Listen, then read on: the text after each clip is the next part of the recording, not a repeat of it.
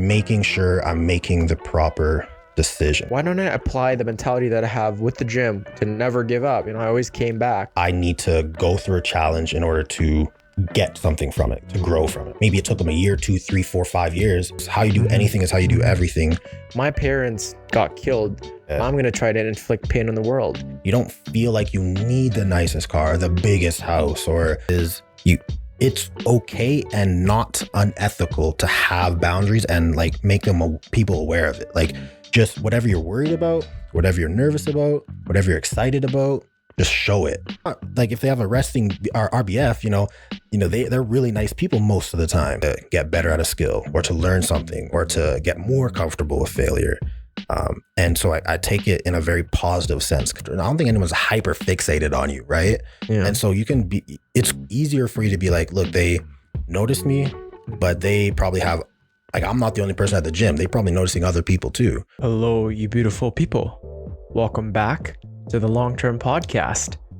I'm your host, Advin Villa. Today, we have a gym bro who explores whatever passions he is interested in.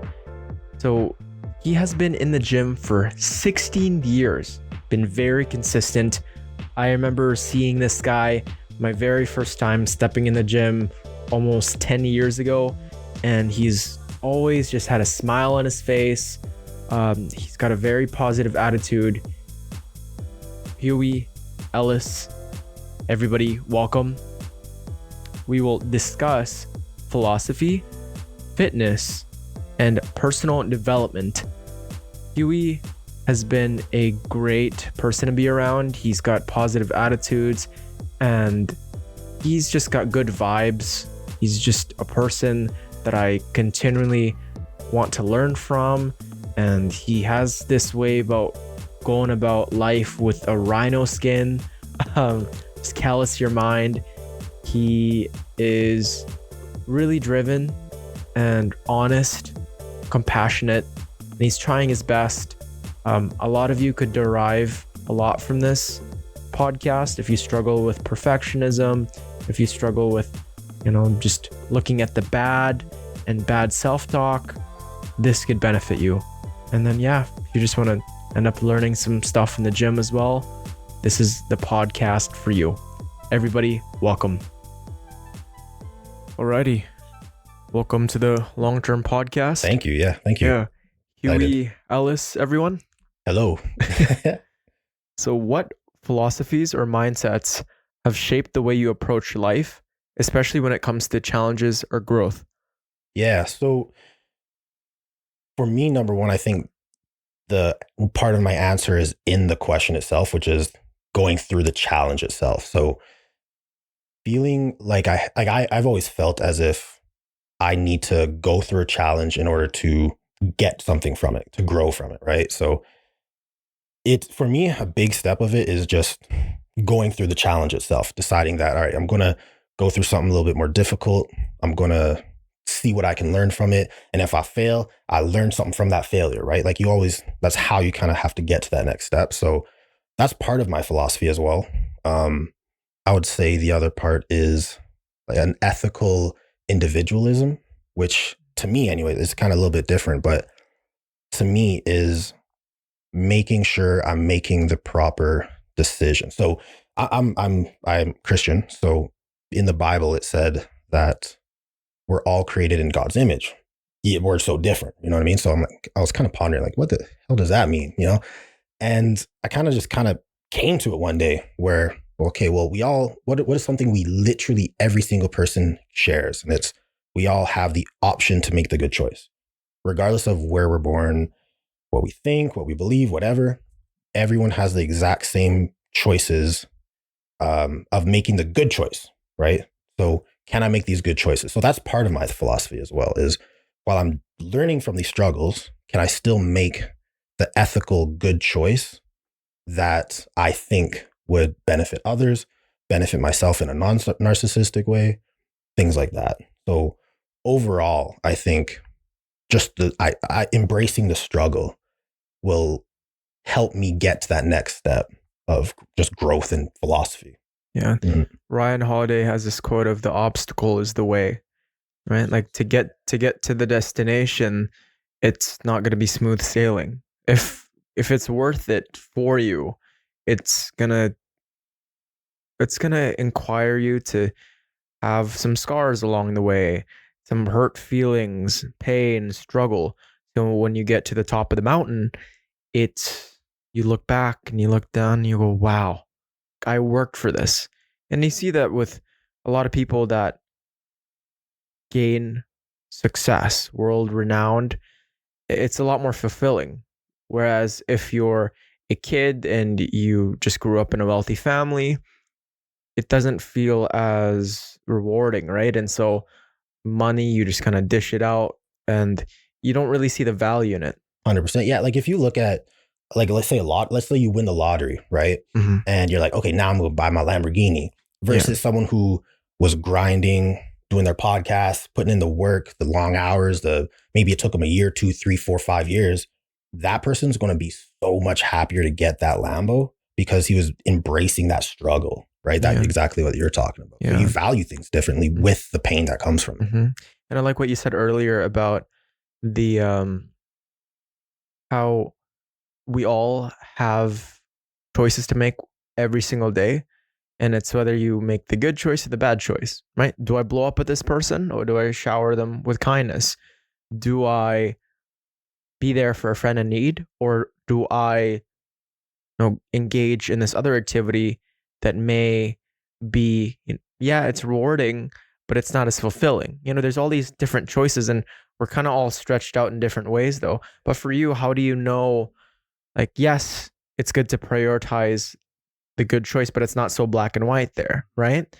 Like, how do you know which path to follow? And I know you as a Christian, how do you go about that? For me personally, it's self-awareness. Like I really do spend a lot of time writing, sitting down, analyzing my thoughts, because that's the only way that my brain processes it. So I'll write down my thoughts, what's working, how I'm feeling, this situation, just be like fully transparent when I'm writing down. And it gives me clarity on when I read back on it, what I was feeling. So after you do make a decision, you have time to process it. It happened, the results happened, whatever.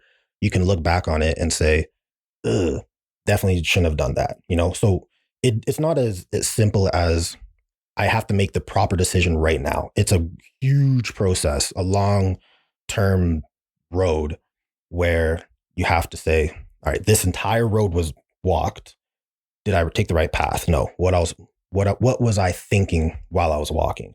Did I talk to people along the way? So like essentially you make the choice that you make, you go back, or I go back to it and I analyze, the whole thing. Now, do I think it was a good choice? And then you do that long enough and soon you're going to be like, I did that before. I'm going to try another way this time. Yeah. All these different iterations, right? You eventually see a pattern like, oh, I went to bed at 2 a.m. I was binge eating. Yeah. What about if I go to bed at 11? Yeah. Yeah. Oh, wait, I don't binge eat. I'm less likely to blow up with my friends, my family members, if I get adequate sleep. Maybe I should get more sleep. Okay, what happens when I don't exercise? Okay, I feel groggy, I feel exhausted. Maybe I should start hitting the gym, right? Yeah. What happens if I journal versus I don't? And you stretch of course, you're not going to have such usable data. You're not going to have just like all the numbers listed out for you. It's kind of all feeling for us, right? Unless they come out with something that's just tracks every single movement, every single action and thought, which, we're maybe 1,000 years from now, we'll have that. But now with like the advancement of technology, it's still not, you still can't track every single thought and word and everything that you're doing, which I think the closest thing to that is journaling, reflecting, meditating, and kind of just looking back onto what worked and what didn't. You discard what worked or you discard what didn't work and you keep doing what did work. Right? And all these different iterations just makes you a better person. So it's great to just sit down and truly think, like have some conscious awareness to what you're doing. Yeah. Because you may not be doing the thing that's aligned with your values, right? You say 100%. You're disciplined, but how come you're not going to the gym? 100%. You say you love your family. How come you don't talk to them? Yeah. You say you're all about peace, but how come you're stressed all the time? You know? So, and sometimes when you get to that point, the best way is to like you said, just journal, and eventually you'll recognize it. Because you shouldn't feel guilty for making the bad decision in a height of the moment, right? But being self-aware, you have to eventually see the pattern. So you have to put the effort in. A lot of people, I shouldn't say a lot of people, but I found for myself, it wasn't until I was like I was talking a big game a lot. I wasn't doing much. And so it wasn't until I had a proper mentor right next to me, and he's someone who I admired, someone who I knew cared about me, just started calling me out on it. And that kind of snapped me into place. Okay, maybe I'm not who I say I am, right? Because you start to lie to yourself if you're not self-aware enough. And once you stop lying to yourself and you start taking accountability and responsibility for your actions, for your thoughts, and what you're doing, your progress changes drastically. It did for me, anyways. Yeah. No, I was in the same boat where I kept calling myself a beast even though I've done nothing. I had the confidence was here, Yeah. the evidence was here. And I think Hormozy, Hormozy, big Heard of him? Yeah, yeah. beard Oh, guy. yeah. He has this quote of, "Yeah, you can shout out all self affirmations in the mirror, but that's not going to amount to anything. You have to build a stack of undeniable proof to say who you are, Right. to prove you actually align with your values. You're actually the person that you say who you are." Because I could sit here and go, "Hey man, I am so driven. I am such a beast," right? And maybe within the couple minutes that we had a conversation, maybe we ran into each other, I'm doing great. But what does my life have to show for it? Am I going to the gym 6 times a week, Yeah. 7 times a week? Am I there for my family? Do I pray? Am I a good Christian? Like you see this even with a lot of people that say, "Oh, they're a great good Christian," but are they actually following the teachings? Right. Are they actually abiding by what they preach? Hard. Yeah. Yeah, it's tough because when you're actually in it, like people say, "Don't give up." You know what I mean? Don't give up. Yeah, it's so simple, right? Yeah. But when you're in it, when you're in the turmoil, where you're in the struggle, maybe you just got dumped, maybe a friend just died, life happens. Yeah. Are you gonna give up? That's when you actually no, don't give up. Just Yeah. don't. Yeah. Yeah. There's a guy I used to know. His name's Alex Morton, entrepreneur guy. He said one of the weirdest things, but I started analyzing it. And in terms of don't give up, if you saw his work ethic, his quote was like, "How you do anything is how you do everything." Right. So don't quit with your metaphor. Um, if you quit, it slowly becomes a little bit easier and easier and easier. So those who have started to do it often, it takes more time, more effort for them to kind of get to that spot, right? To get to that spot where they say, okay, today's the day, right? You just got to keep trying, because it's not just like the results for me that should be looked at, because you can work out every day for a year and have different results than someone else who does the same thing, right? But it's the effort that you're putting into it that should change everything for you, right? So like Alex, when I was watching him wash the dishes one day, he's like, he's going crazy with it. And I was talking to him, and he's just, how you do anything is how you do everything. So with that mentality, it's just, for me, I was like, okay, so I could be really good in the gym, but we're not trying hard in school, not really making an effort with friends. Okay, so maybe this is just like a one-off thing, the gym for me. Like maybe I'm not as like top peak as I think I am. So for me, yeah, it was how you do anything is how you do everything. Being able to just say, I'm driving my car today, I'm gonna perfect this line. Nobody's overtaking me. You know what I mean? Whatever it is. And slowly that becomes a habit, and slowly it becomes part of your mentality. And before you know it, oh man, I changed my whole habit. I changed everything. And so that initial decision being, all right, let me start small and make it the best I can make it, is a huge starting point that could help a lot of people, I think. Yeah.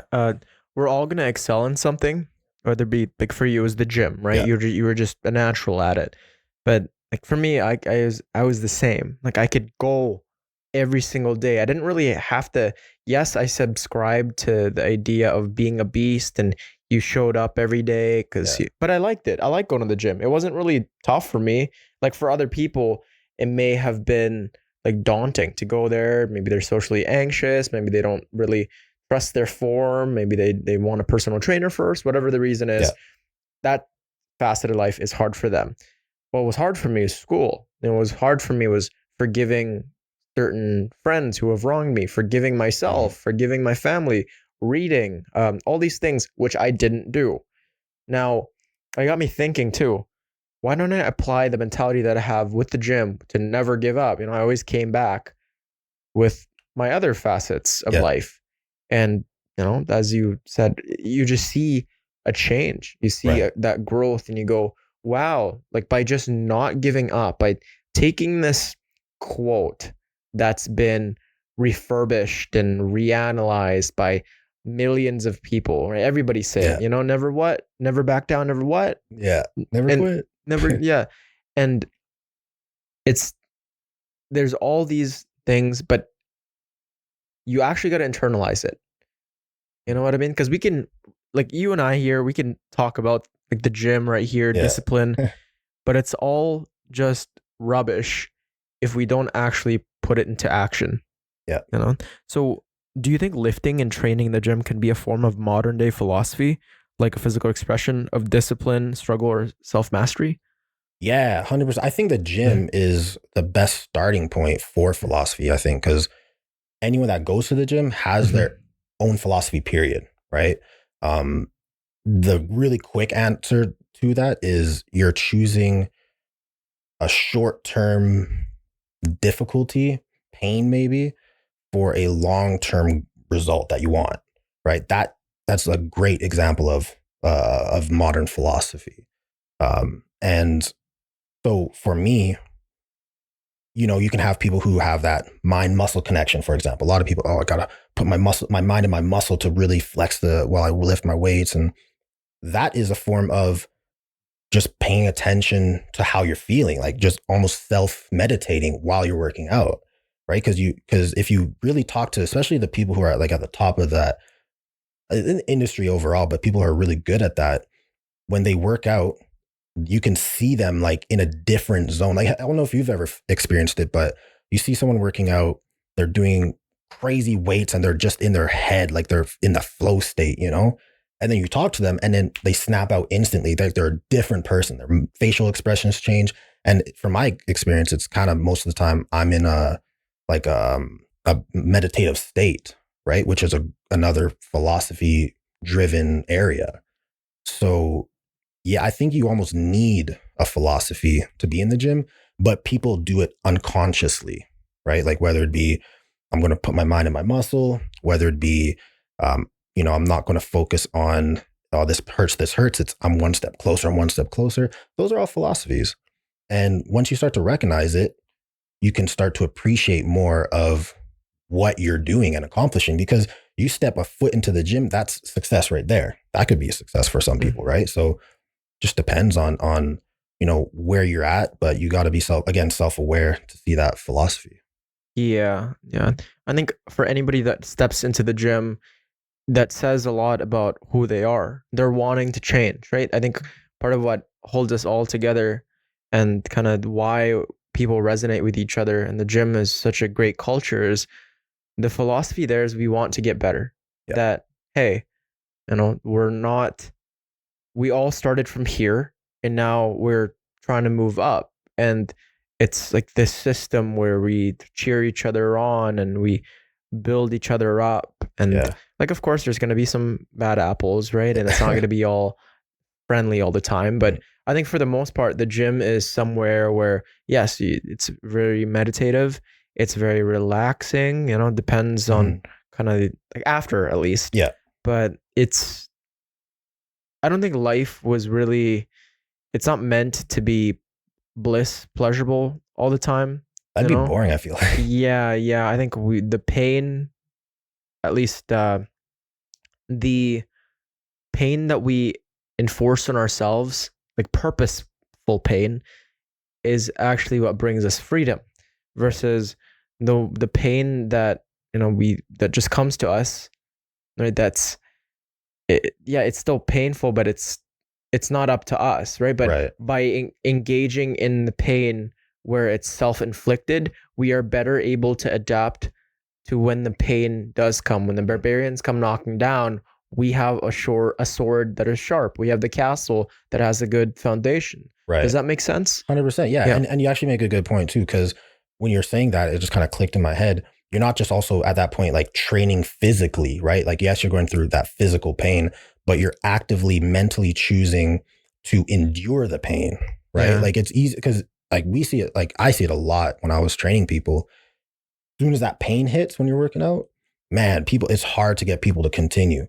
But if you continue, then that slowly becomes that like rhino skin type thing where it's like, oh, I'm not that bothered by this pain anymore. Or rather, I recognize this pain as growth. So it's not bad. It's just uncomfortable.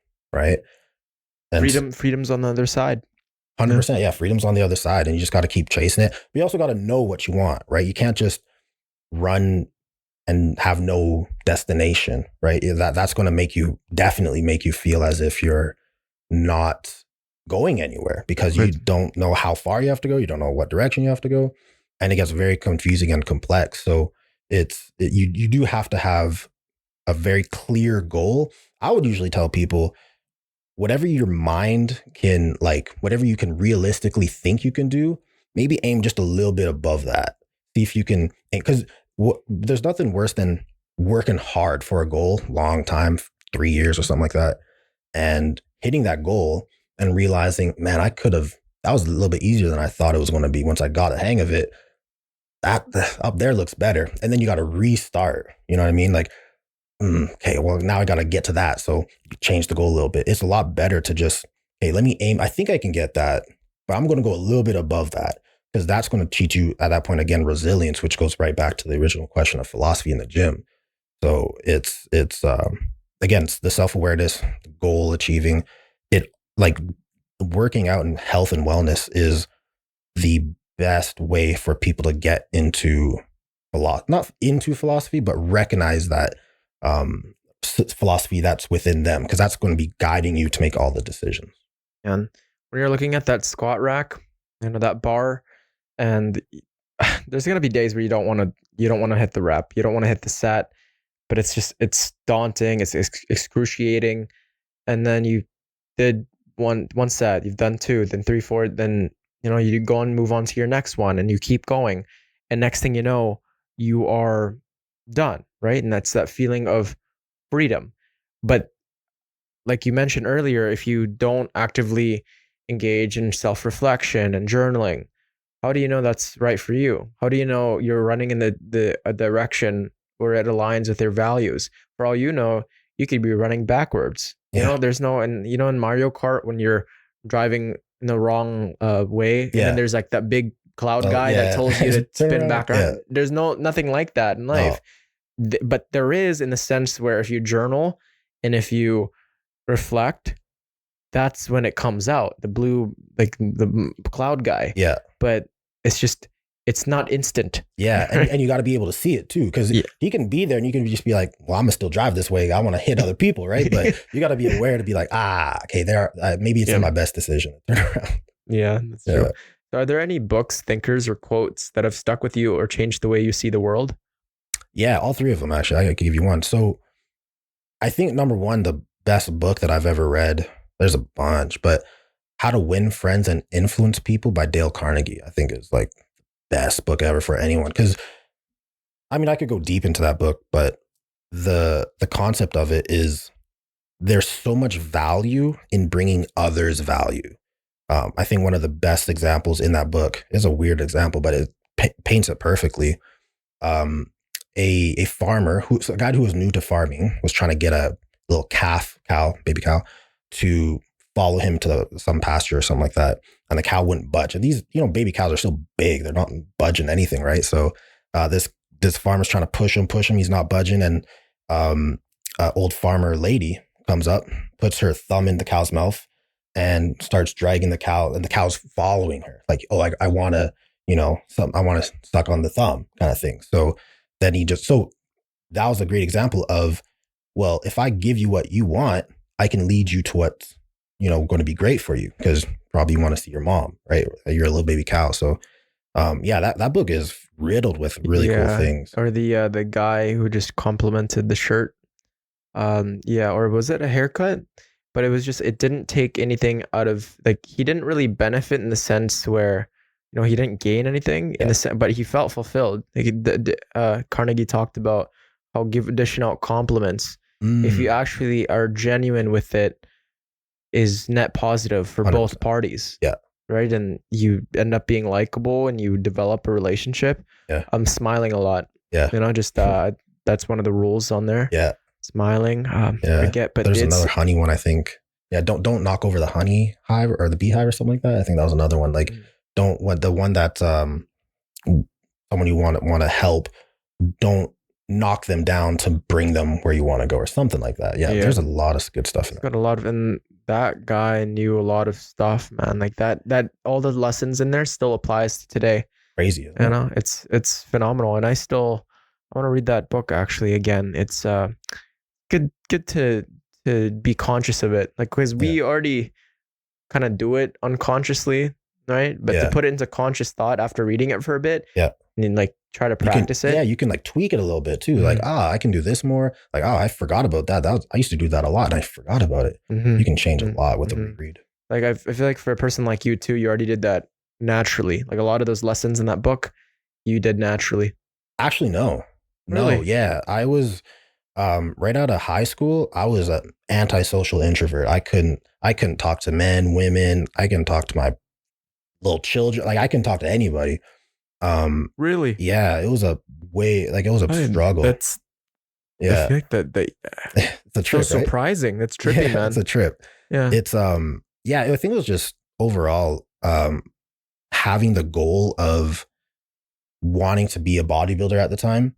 And that was the only thing on my mind. Like, I'm very good naturally at, I don't know if it's a gift or a curse, but putting my blinders on and then just running towards a goal, like nothing else. I can't see anything else. And so when I was in high school, for example, I would wake up, watch bodybuilding videos, go to school. On lunch, I'd have my, yams, fish, whatever.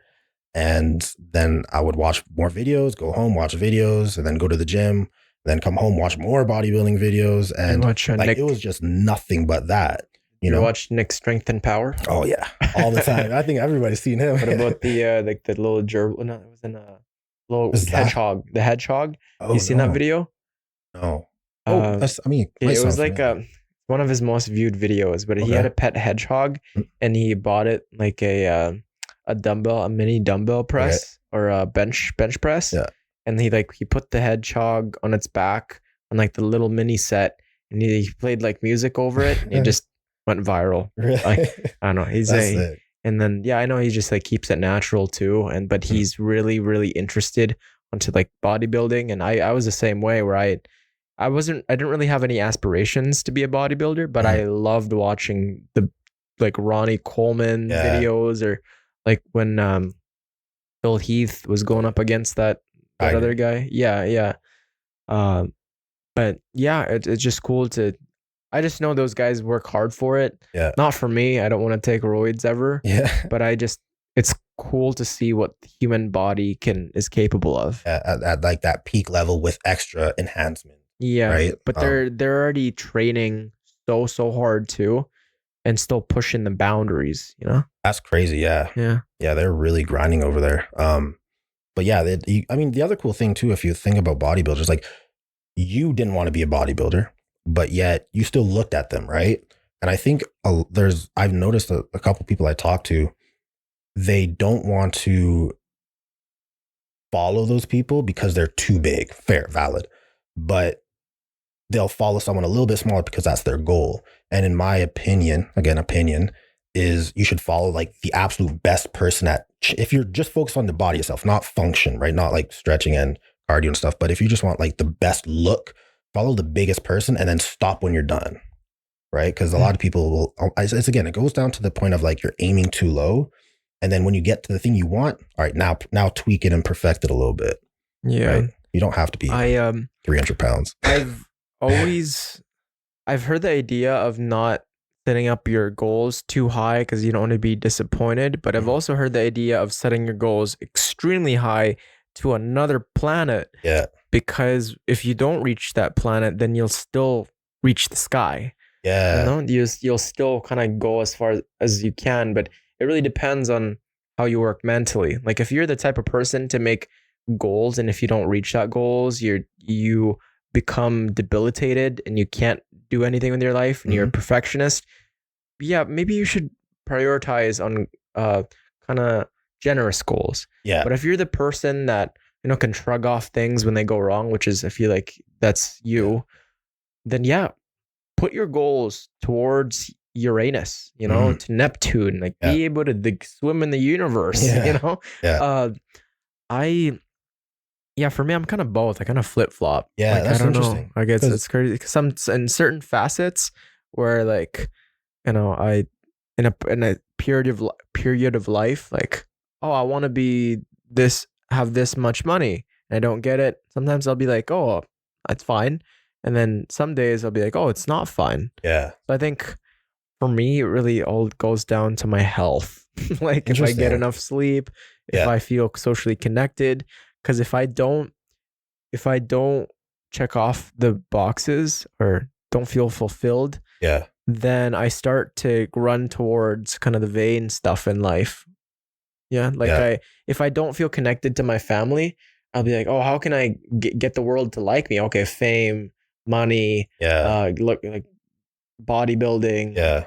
But then if I feel fulfilled, like connected, like I feel I have a safety net and my family's going to be there, then I don't need to impress anyone. Yeah, you feel grounded. You feel more of like, oh, this is who I am. I don't need these things to feel anything. Yeah, but yes, they're great. I'm probably going to still pursue them, but it's not like it's my life. You know, it's not my life. Like, yes, it's what I do. I want to keep working. I want to keep making money, but my family doesn't love me for these things. And that's something I always think about. And like, does my family love me for who I am or what I do? And time again, I'm always proven, God bless, a lot of people don't get this. Time and time again, they like me for who I am. Yeah. You know, they don't like me because I podcast or because I hit the gym 6 times a week, 7 times a week. They like me because I'm me. You know, I make them laugh. They make me laugh. I love them. They love me. And that's something a lot of people don't get. You know what I mean? So they replace it. They find things to fill that void.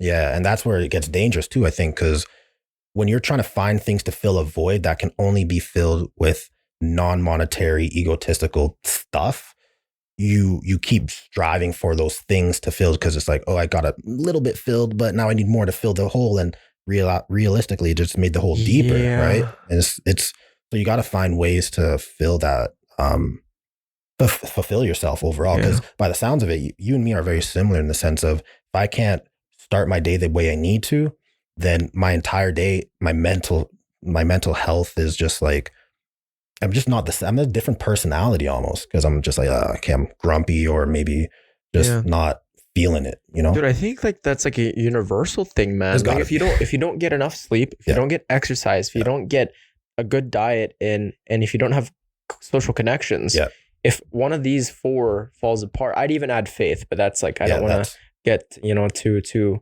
religious about this. But yeah, like the basic necessities, if you follow it, you'll have enough happiness to share to other people. Yeah. And you'll feel, and yet like the fulfilled word is just the best way to describe it is you don't feel like you need the nicest car, the biggest house, or the flashiest watch or whatever the case is. It's, I'm fulfilled. I'm good. Like I don't feel like I need more now that I have a couple friends. If I want to talk to them, family, I'm always talking to them. You know, I feel my diet's good. So I feel like I'm, you know, feel good in my body. My exercise is good. I don't feel like heavy, like I'm sluggish or anything. And you're just running a wave. Yeah. You know? I can look in the mirror and see the good. You know, I'm not critiquing myself. I'm not hating on myself. Right. And Chris Williamson has this idea of like the top moguls that we have in this world, like the top CEOs, Yeah. bodybuilders, athletes, like notice a lot of them talk about their mental health, right? A lot of Yeah. them are severely depressed and anxious. Not Yeah. all of them, but a lot of them have spoken up. Like Michael Yeah. Phelps was suicidal, Yeah. you know, which was crazy because he's just won so many gold medals. And but the way he describes overachievers is they're insecure overachievers. You know what I mean? Yeah. And I'm like, man, I could kind of see myself like that sometimes, you know, Yeah. like where I work so hard and it's trying to fill something. And I'm not just working hard because I'm grateful or this. I'm trying to prove to other people that, hey, I am this. Look at me. You know, I'm Right. enough. And the only way I can feel enough is if I keep on trying to impress you. Yeah. Right. I get that. And I mean, and it's cool you say that too, because there's those hyper successful people who are like, damn, I don't want to be here right now. And then you have other people who maybe aren't hyper successful, but very successful, who also have, who are on the opposite end of the spectrum, where they're like, oh man, I'm good. Like one of the, like your original question of the book and people who influenced you in a quote. One of the people who influenced me was J. Cole. I just love the guy. And he's, like I saw like he has a whole, like, not a parody, but like his whole persona online is he wears like kind of raggedy clothing. It's he rides his bike in New York. Like this dude makes a lot of like Yeah, I 10 know figures. J. Like, he Cole. got money, right? Not 10 figures. What am I talking about? But he got money. And he's just living it. Like he has a family. He had like a secret child that he was just like, oh, I'm just letting him live his life. You know, like you have people on both ends of the spectrum, and it's interesting to see how each person is able to make their decision and how that affects their overall goal. Like the people who are extreme, like I just have to be the best. Sometimes, most of the time, I find end up with a little bit of mental health problems. Whereas people who are, I want to be the best, but I'm working on myself at being the best, rather than just, I want you guys to know I'm number one. It's almost like there's a huge difference in those little mentalities that in what drives you to be that successful. Yeah. I mean, Paul Conti has this idea of like, if you put dye, little drops in a bowl of water, it starts to accumulate.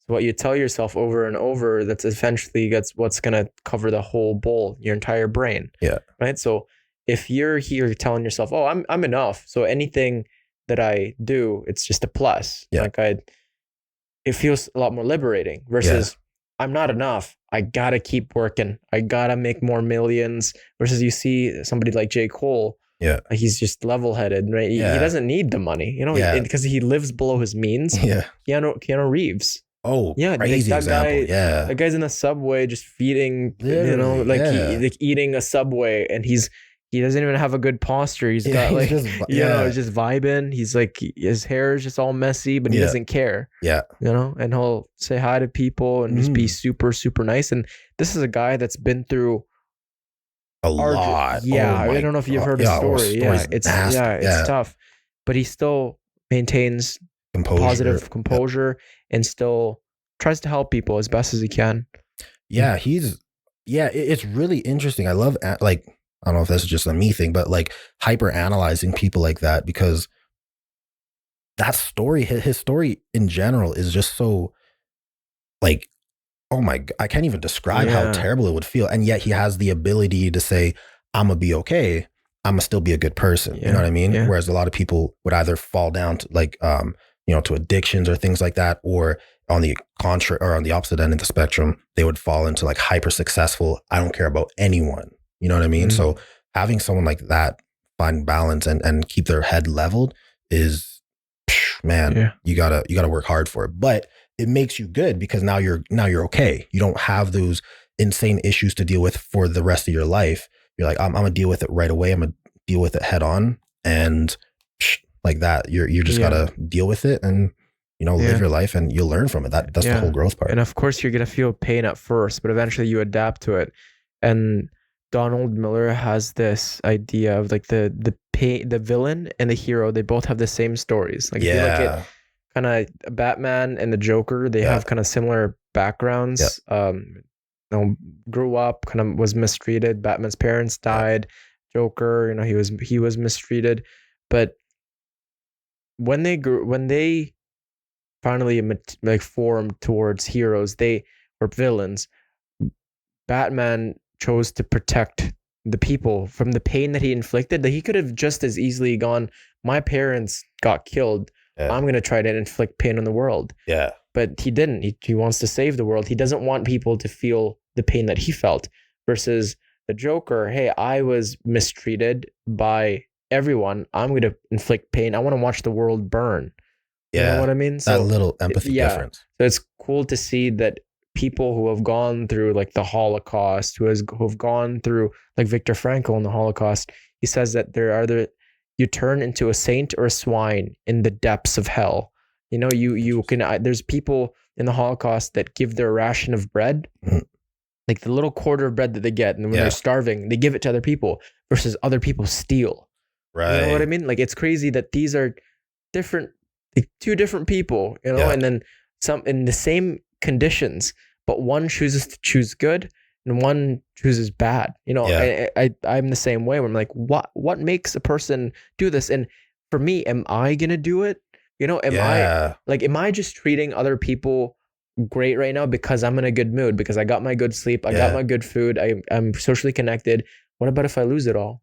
You know what I mean? And that's what a lot of Christians say, you have to be comfortable losing everything and still have your faith in God and still be a good person. Yeah.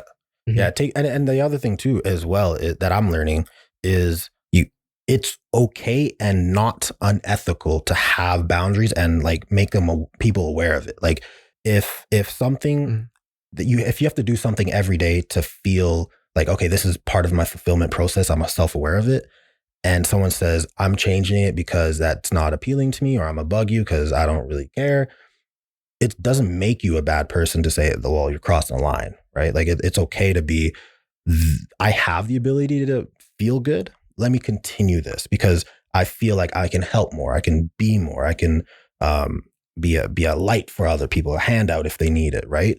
So it's okay to have boundaries. That I think a lot of people find sometimes it's better to be a people pleaser and help everyone. But when you do that, you don't have the ability to really help yourself, and then you stop helping other people because of it. So boundaries, I think, are really good and can be misleading sometimes. Yeah, you have to be kind. You can be kind to everyone, but a lot of people will view that kindness and they will go, I'm going to take advantage of this guy. Yeah. And if you let those people take advantage of your kindness, in the long term, you won't be able to help everyone else. Yeah. Right. But if you have boundaries and you go, fuck no, I'm not going to let you step all over me. Like, yes, I'm kind, but don't take me for granted. Don't just step on me. Don't, like, I'm there for you. Right? I'm checking up on you. But if you're angry and you dish it out on me, I'm not just going to take it. It depends. Like, tell me how you're feeling, how you're doing, so I can understand you. Don't just take it out on me just because I'm nice. You know what I mean? Yeah. And a lot of people do that. Yeah. Yeah, they do it a lot. And not to get religious as well, but since you made the comment a little bit before, even in the Bible, Jesus was taking days off on Sunday from helping people because he's like, I need to recoup, kind of thing. Even Homie does it. Perfect human, right? And so there's nothing wrong with taking a day off and recouping or setting boundaries, because if your goal is to be good for yourself and others, then you have to do what's going to help you do that, right? And because nobody's perfect, but the reality is there is a lot of bad people. There are a lot of bad people in the world. It's just that's how it is, I guess. And you have to be aware of saying, I'm gonna be good, but if you abuse it, I have to be aware of what the abuse looks like.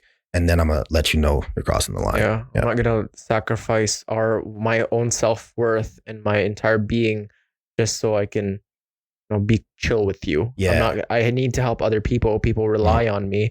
I've got family and friends that need to be here with me. Why should I sacrifice my self-worth for you? You know what I mean? 100%.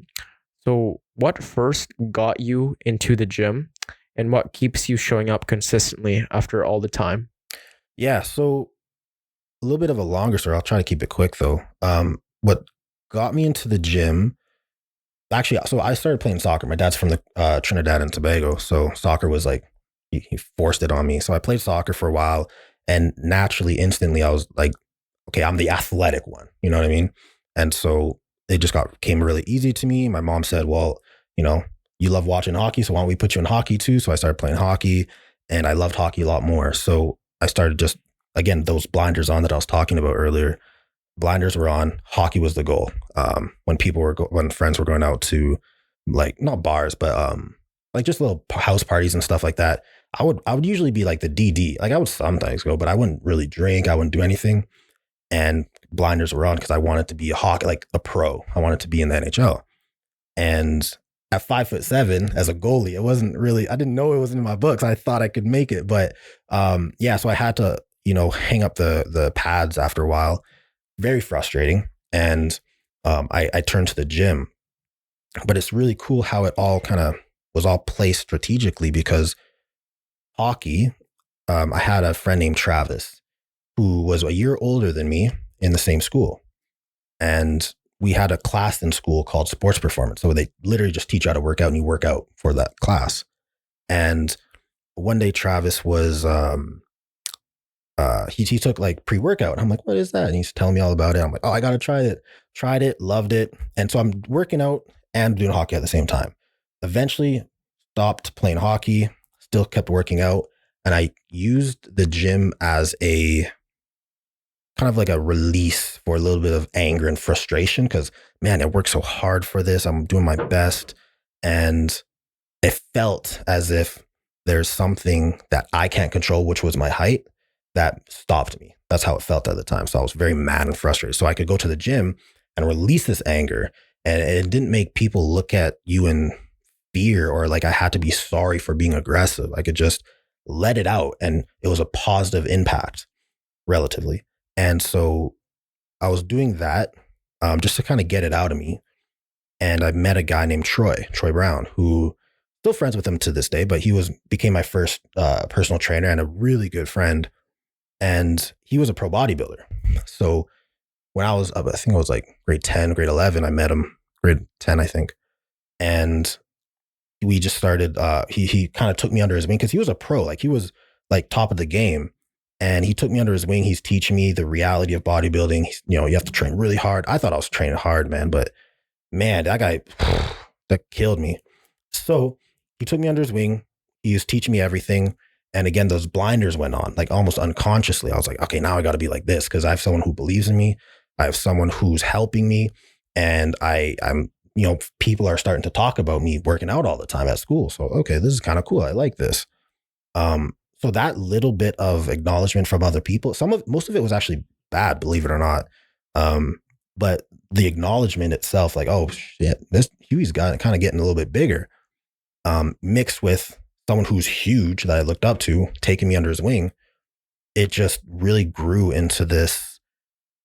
It's not even a habit at this point. It's just kind of like waking up at night, or waking up in the morning. Sorry. It's just something I do. Like, I just work out now. But the motivation started because I was more so frustrated. It moved to, damn, someone who I look up to believes in me, that I can like take over his belt. Like, damn, that's really okay. I can't let him down. But that was really motivating. And then I just kind of slowly became one within the gym. Like, I started talking to a lot more people, making a little bit more connections and friends. And I was a lot younger, because I was, Millennium Place back in the day was really small. And so I was one of the younger guys that was consistently going. And yeah, the whole acknowledgement from school, whether some of it was bad, the gym, most of it, all of it was good. And having someone who believed in you, who wanted you to succeed them, man, that was just the most motivating thing ever. And so it's always changing, right? Like, that's awesome, man. I mean, that you were frustrated with hockey and you've already given it your best, but then, you switch it up, because, maybe you tried different thing. Yeah. And then you fell in love with bodybuilding and working out, and then you gain recognition from your peers. Mm-hmm. And the even, the good and the bad. Yeah. People were talking shit, like high school kids, man. Yeah. They're always running in their mouth, but it's usually the ones that talk a bunch that don't that do the little walking. Yeah. And then, now it's just, here we are 16 years later, Yeah, 16 years. It's been a minute. But Yeah. the crazy part is when I've been doing it for so long, and my mentality about the gym, like I said, is it's like waking up in the morning. Like I don't have to think about it. Breathing air. It's like, yeah, it's like breathing. It's like, yeah, blinking. It's so unconscious Yeah. that I don't like the time flies. Like I was, when you were kind of sharing with me that question, I'm 16 years. Damn, that it's been 16 years. I've been in the Awesome, gym man. for most of my life. That's crazy. And Awesome. so the cool part about it is that the consistency of like the building the consistency, time's going to move forward regardless. So if you can build that consistency, dude, it is, you'll skyrocket. It's peak, man. Yeah. Has your training style or goals changed over the years? If so, how? Yeah. So from 16 years of working out, yeah, like it changes pretty. Now it changes. It's pretty consistent. It started off with just like physically, like just strict bodybuilding workouts, obviously. I mean, you're still And huge now, man. yeah, I appreciate it. I appreciate Yeah. it. But yeah, so it started off as just strict bodybuilding workouts. Then it kind of transitioned. I was going through, I just hit a plateau where it was more of physically I'm fine, but mentally I'm like, I'm kind of tired going to the gym, but I still go because it's just habit. And I switched it up. So I started working out with my friend who did a lot of CrossFit. So I was like, oh, let me try CrossFit. It was hard. So I got excited about doing that for a while. It was really different because working out for like, let's say 5-6 years, doing one style of training and then doing a completely different style, like butterfly pull-ups and stuff. It was really difficult. So I had a lot of time to play around with learning new movements, and man, the cardio was unbelievable. I can't do it. So I did, yeah. Then I tried CrossFit, stopped that for a little while, went back to bodybuilding. Then I did a little bit more athletic training, went back to bodybuilding. And now I'm back doing overall, like just athleticism, making sure I want to look how I want to look, like some crazy anime character, but I want to be functional at the same time. So, yeah, so lots of stretching, lots of cardio, and especially a lot with talking to people in the gym. A lot of the dudes who have been working out for a little bit longer, a little bit older than I am, they're talking like, "Oh man, I tore this muscle," or "Oh, my shoulder hurts," and that this don't feel good. And so I talked to the personal trainers there, and they're like, "Man, I wish I started stretching." And I'm like, damn, I don't want to be like that. Not in the sense of like, I don't want to be like you, but I want to avoid the problems that you're talking about. So yeah, I started doing a lot more athletic training. So stretching, the yogas, the, deep stretching and nice deep tissue massages and things. And that's kind of where I'm at. I think that's where I'm going to stay, I think right now. I mean, but it's subject to change because, the gym's too much fun. Yeah. Yeah. Everything's already been said and done, but nobody was listening, right? The information is there. Yeah. Like the people that we need advice from are there. Like they're in our vicinity. Like 100%. Maurice, there's this guy, I forget his name. He's also black. He's huge, man. I think he was like in his 60s and he was benching like 100, forget his name. But yeah, I ask him how he maintains good physical shape. And yeah, he tells me, every day he stretches, gets some good sleep, and it's all kind of similar, right? Mm-hmm. And then I'm in the sauna at the Glen Allen Recreational Complex, and there's this woman, and she looks very, very healthy, and she's had like 5 kids, very sharp. And I'm asking her what she does and what she's been doing. She's really into sports, did some exercise all throughout her life, and then she does the sauna, obviously. But then her knees, she's got a massive problem with her knees. Ooh.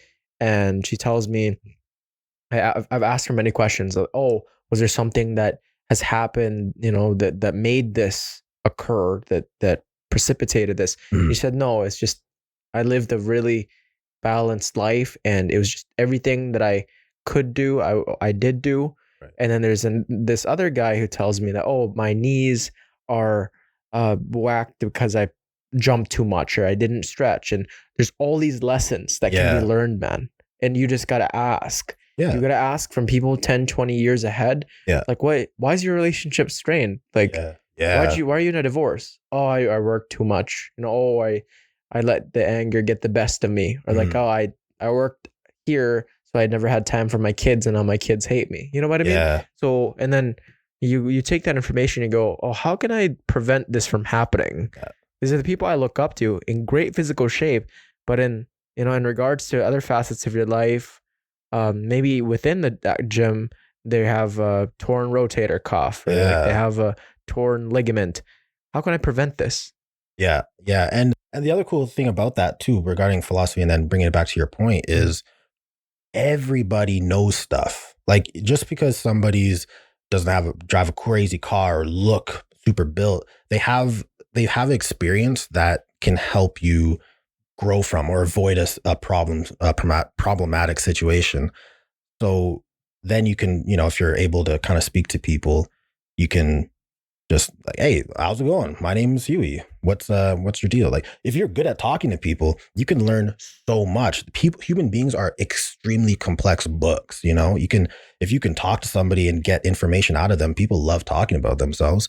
Then you can learn so much and avoid problematic situations or get ahead in life, right? So, being friendly and nice is like you said, it's everybody wins. Yeah, you'd be shocked at the level of relatableness that everybody has. Like, if you have some really unique type of like ingrown nail, that's like shaped like something out of a horror movie. Yeah, you can go, oh, nobody probably experiences that, because like that's your thinking, but everybody's thinking the same way.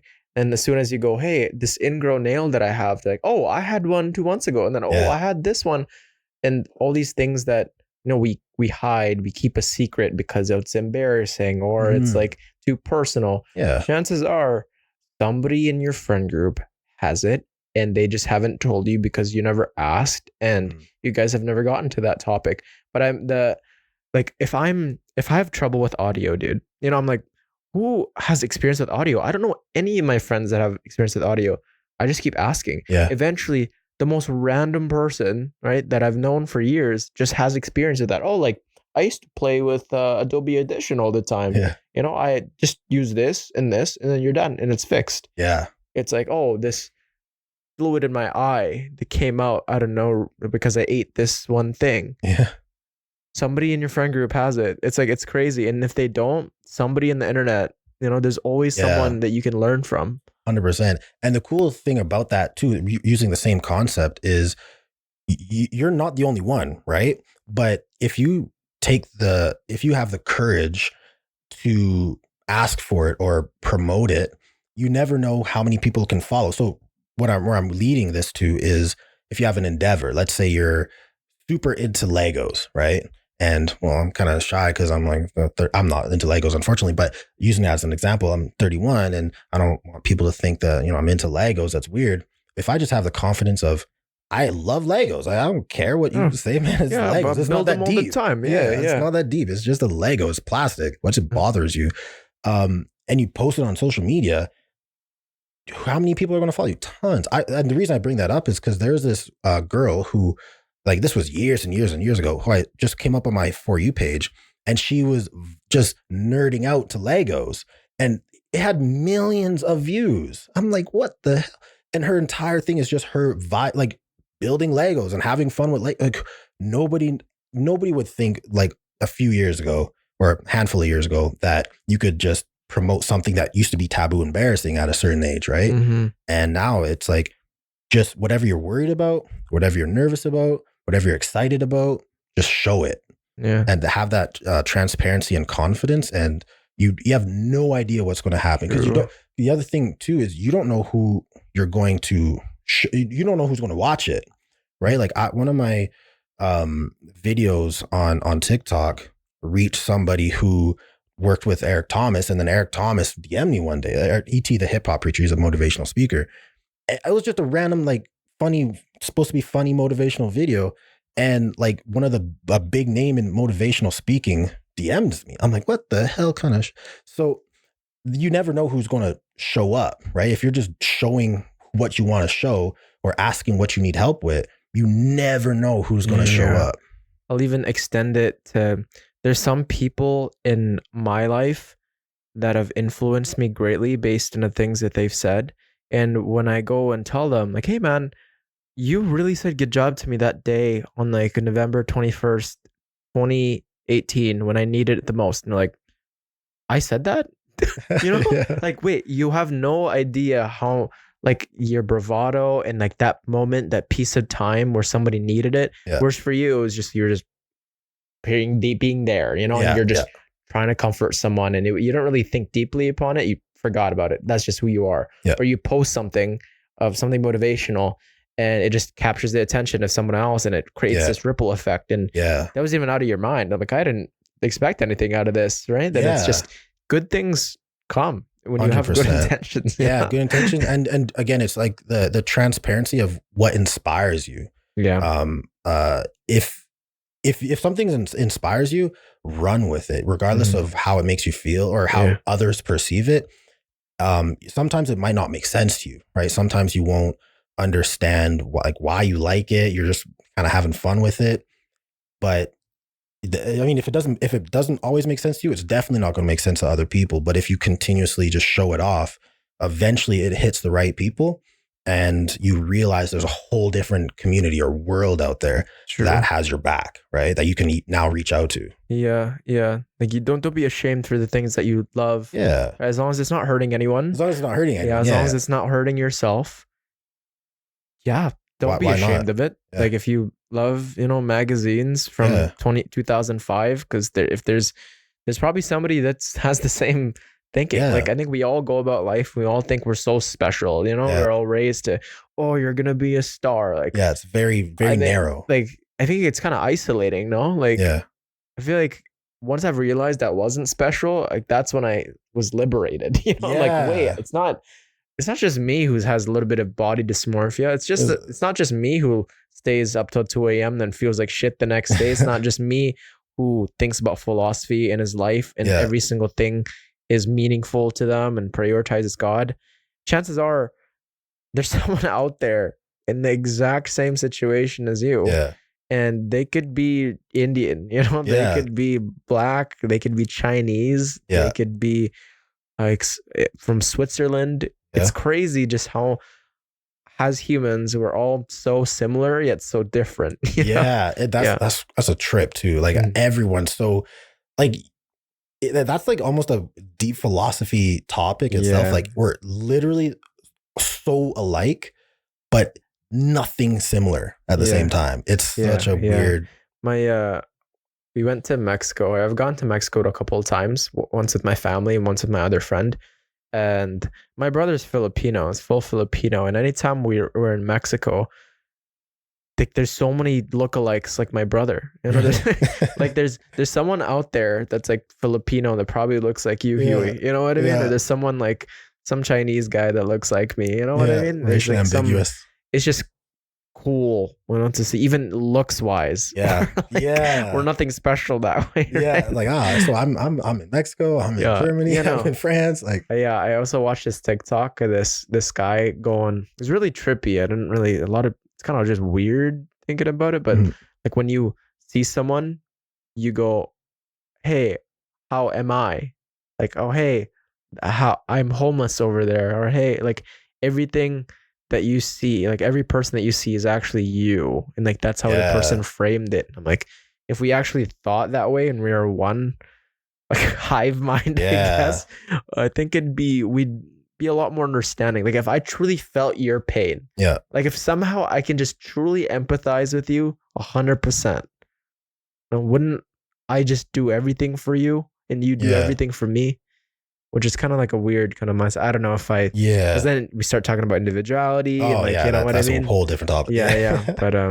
But that's deep. I mean, like, but that's a good way to look at it and to help you be self-aware too, which is, I see myself in this person who's struggling, right? That, okay, now maybe I shouldn't have snapped at my mom, or maybe, you know what I mean? Like, it's the being able to relate to people who in any aspect, good, bad, neutral, whatever, being able to relate to people puts you in this perspective of, okay, we're all good. Like, we're good. We're going to be okay. Things might not look good, but I can do good. Right. True. So again, that goes back to I think one of the first questions, which is like the ethical individualism, which is, can I make the right choice? Right. Am I going to make that right choice? So then again, to the self-awareness, okay, I got to be aware to remember that, see that person struggling. Okay, do I have a couple bucks to help out? Or can I lend this or push this person's car off the road because they look like they're panicking and crying? Can I help them? Right. So, yeah, seeing yourself in other people would be the craziest superpower, because you could be that's like a Superman empathetic trait right there. You know what I mean? Helping everyone before yourself. Yeah, it's phenomenal. I wish I had that. Yeah, it's hard. Yeah, it's tough. Yeah. It's tough. What advice would you give to someone just starting out who struggles with motivation or self-doubt? Yeah. I mean, I'll speak for myself, because I mean, as someone who the gym came, like athletics come really naturally to me. Being there, it's complex but very simple. But for me, I had to I found ways that made me want to go to the gym. Right. I love music. I can't get it. I listen to music every second I can. And so I use part of that moment of like, oh, I love listening to music. Let me do it while I work out. I use that as motivation. So finding something that you enjoy about the gym, or that you can implement into the gym or your exercise, would be a huge starting point, because now there's a slight reason you want to go. Because it's hard to say, I'm a little bit overweight or I'm a little bit underweight, and I have this goal of achieving this body type or whatever. That, like, changing your body takes a while, it takes some time, and you need another in the present moment experience that's going to make you excited to work out, right? So it could be hanging out with a friend. It could be music. It could be trying new outfits. It could be trying new exercises. It could be listening to podcasts or reading a book. I see people read books while they're on treadmill. I'm like, I feel like I'd get seasick, but like, do you, you know? So finding a reason, number one, in the present that would make you happy to go would be, I think, a good first step to get to the gym. Another thing I had to do as well is I had a mentor, right, Troy, that I was talking about earlier. So if you're lucky enough to have a mentor, I mean, you're probably not, but there's a lot of nice fit people in the gym that are, believe it or not, like if they have a resting RBF, they're really nice people most of the time, and you could talk to them and have like someone to kind of talk to help you get to that, like someone that can kind of mentor you, maybe, if you're lucky enough. Another good thing that will help you, I think this is almost mandatory for anyone that wants to go consistently, is developing this mental rhino skin. Like, I'm a visual person, so that's just how I have to phrase it. But like, when I think of a rhino, I think of just, it's tough. You're not getting like a hammer through, like a nail through the skin. Like, it's just brick. That's what I envision the rhino skin being like. Calloused, all calloused up. You can't cut it off. And you have to develop this mentality that's, I'm tough, right? The I'm tough mentality. And that's not the best phrase to use, but when anyone new goes to the gym, everyone fit starts with it too. It's not like everyone starts with it. You have this like other voice in your head. Maybe we shouldn't go too heavy, because if we fail, people might look at us and it's embarrassing, or, oh, we got to wear a little bit different clothing because people might look at us. It's embarrassing. Whatever. Like, that voice is always going to say something negative. I had to be like, I'm a naturally, I'll use the phrase aggressive person, in the sense of I want to better myself. Like, I'm not outputting it to anyone. It's internal to better myself. And whenever I heard that voice, if the gym's quiet enough and I'm alone enough, I would physically verbally out loud say like, shut up, or like, no, I'm gonna kill it, or watch me do this, right? Something to shut that voice up. Because that's just a physical. It's just what works for me, though. I'm the same way. I sometimes, when I'm alone, I'll just think of an embarrassing moment. I'll just hear fuck. Yeah. Like, why did I do that? Why did I say that? Yeah. And I'm working. I'm gonna go ahead with your story. I feel that. That's real. But yeah, so I would like verbally out loud sometimes say something like that, or just my head. I would just like cuss that boy out, man. And maybe that takes out some aggression, maybe adds it, but do whatever you can to get that rhino skin, because you're going to have to develop your mind to go through the physical pain of like, that hurts my muscles, or, oh my God, I'm tired already. Oh, like people are kind of looking at me. Is there something on me, or is there someone behind me? Like, you're going to have to go through it at some point. It's just life, people are going to look at you at some point or talk about you or whatever. So developing this mentality of, all right, we just gotta make it happen. Like, I'm gonna be a more positive person is crucial. Yeah. Cause I mean, even if you like, a good step for that would be surrounding yourself with people who have that kind of mentality or similar, who are striving for it. Right. Like, if you're around somebody who's like always like, yeah, we got this, even in the most wickedly dire situation where you're like, yo, we're on the Titanic, we're not made. No, man, watch this. I'm gonna drink all this alcohol. My blood, it's like toxicity is going to go crazy down, and my blood's not going to freeze. I'm gonna be okay. I actually haven't, believe it or not. But you don't know, right? So be around people who are just maybe not hyper positive, because that could sometimes be annoying, but who are positive, right? And that can maybe help you develop the mentality, which is, I got this. Because if you just keep saying it, man, one of my favorite quotes by Paulo Coelho, who wrote The Alchemist, he who says he can and he who says he can't are both usually right. So meaning, when you're talking to yourself, the way I interpret it is, when I'm talking to myself, if I say something, even if I don't believe it yet, if I just say it, that's better than just agreeing with the negativity in my head. Yeah. So yeah, being able to just, I got this is really crucial. Yeah. Whether you can or you can't, you're right. Yeah. 100%, man. It's so outside of the gym, what are some areas in your life you're currently trying to grow in or learn more about? For myself, I would say I want to master my emotions a little bit better. Yeah. Master, because I'm very specific with that word, because I'm not like someone who freaks out by any means, but we all, like, I know for myself, there's sometimes where I'm put in a position where I'm in an emotional position, and I like, okay, well, I might react differently if I wasn't too hot-headed, or if I wasn't too sad, or if I wasn't too scared or whatever. Let me process it a little bit more to make the right choice, right? Back to that empathetic individualism. So for me, one of the things I want to get better at is mastering that. Because like, if you go to the, I don't know, Costco, and someone's yelling at someone else, and they start yelling at you, it's like, oh my God, like, you panic, you want to reach their level too. But being able to just kind of calm down and be like, oh, all right, well, hope you have a good day. It doesn't bother me. It doesn't affect me at all, because really, you're just yelling at me. I don't have to go with what you're going through. So don't, I'm gonna be okay. I want to get better at that. Make it like a real superpower. And then probably the next one is putting out creativity without perfecting it.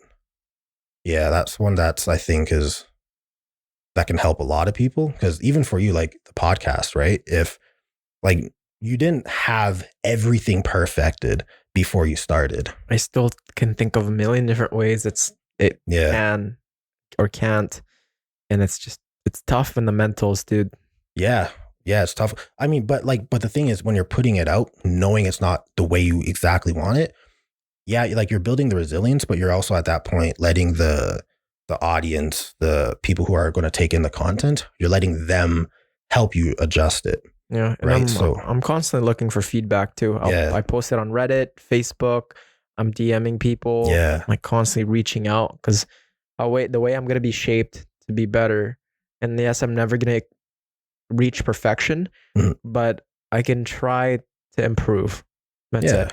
Yeah, 100%. Yeah, and the way you learn from improving is going to be just learning from those failures. Like when I had my YouTube account, it peaked out at, I think, 38,000. But when I started, it was like, the thumbnail was like a black screen with like crazy weird text, and that was whatever. I'd put it out to see what it's like, and then I started recording, and then people would little by little comment like, oh, there's a little crackle and pop at these sections. Oh, you're right. Okay, let me switch that up, and I fixed it. And so you're going to be growing as your platform grows, right? But if you just focus on perfecting it before you put it out, you're not going to see any of the failure turn into success and it's going to be longer. You might even just straight up fail because you're not putting anything out, right? So I want to be a little bit better with that and focus on that more. Yeah, those are good, man. Emotional mastery and creative discipline, right? And to internalize that, hey, nobody's perfect, and things that, as long as you try your best,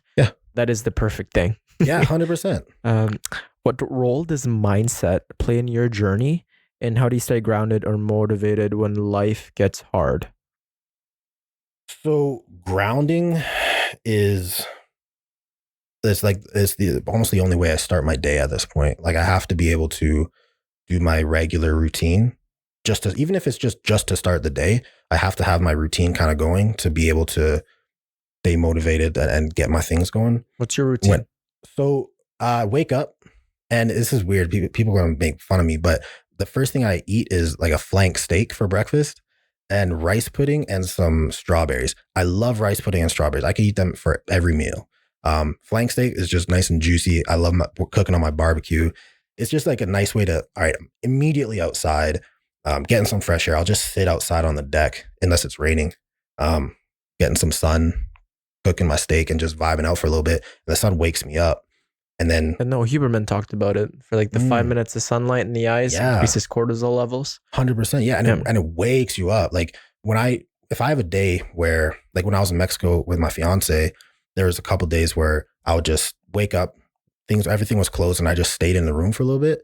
Man, I was dragging my feet for a while before I woke up, and it was like a noticeable difference. So that I found, based off of the positive and negatives, that's what worked for me to kind of stay like, all right, I got this.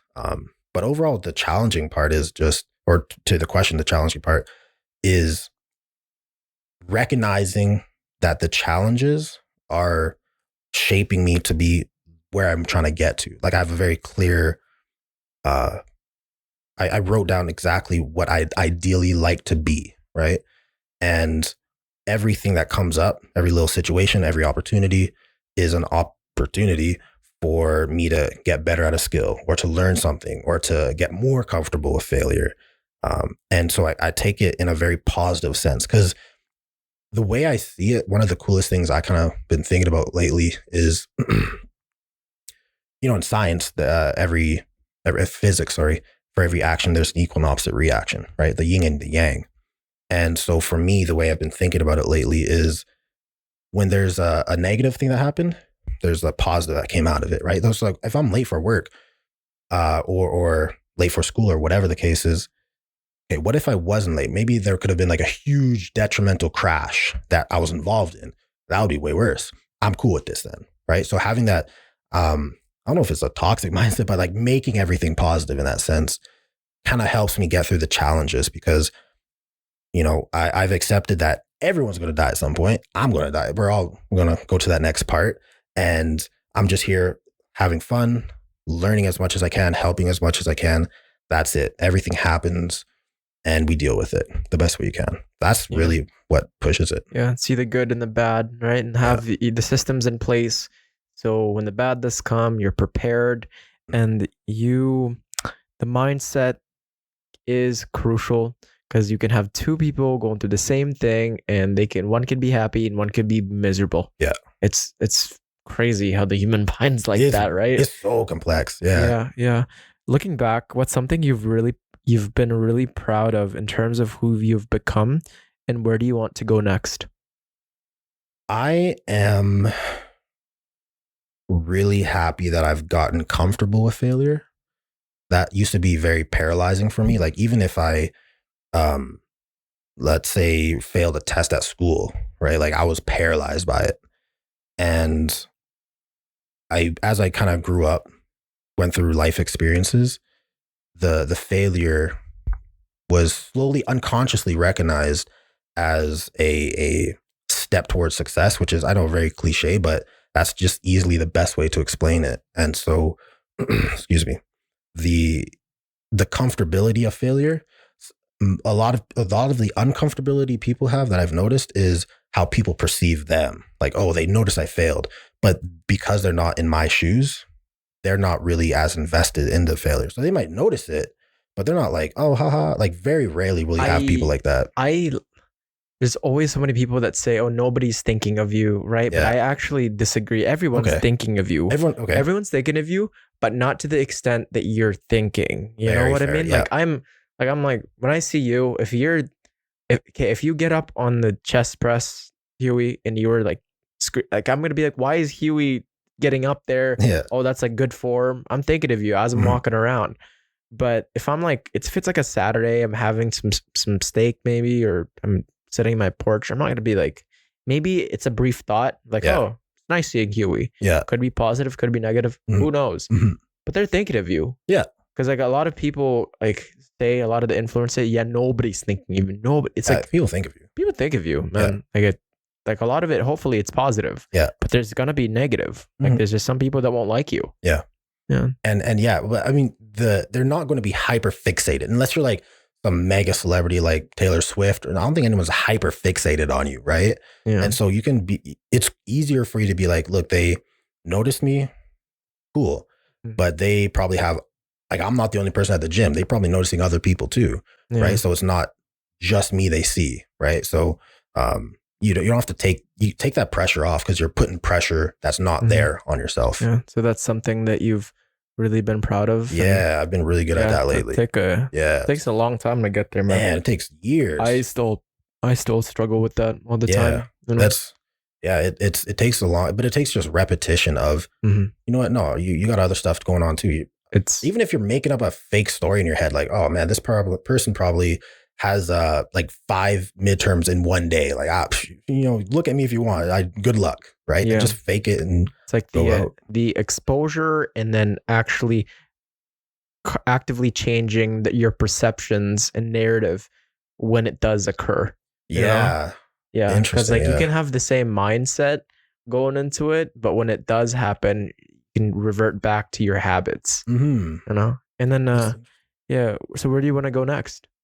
I still want to continue building myself. Like once every few months, I'll write down where I want to go, like who I want to become, essentially, what I want to achieve. And so sometimes it tweaks a lot. Other times it's pretty consistent, but there are like certain main points. And so remaining a health conscious person is one, but I also want to help others at this point.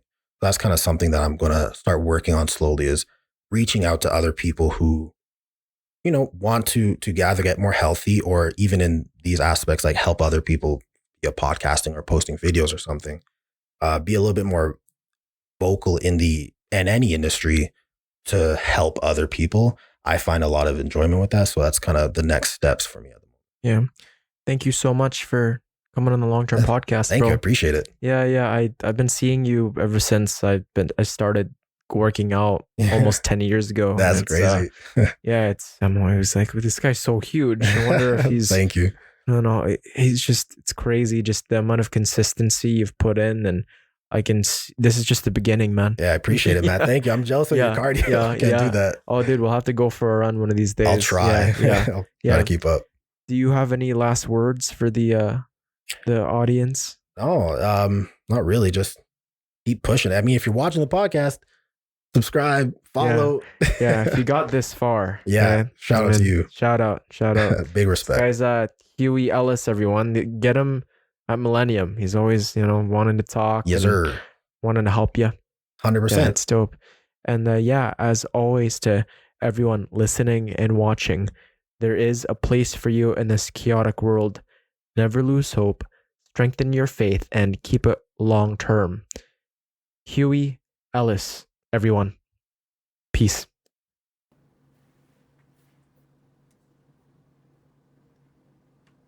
Wicked, man. Smooth. That was awesome. Sweet. And then I just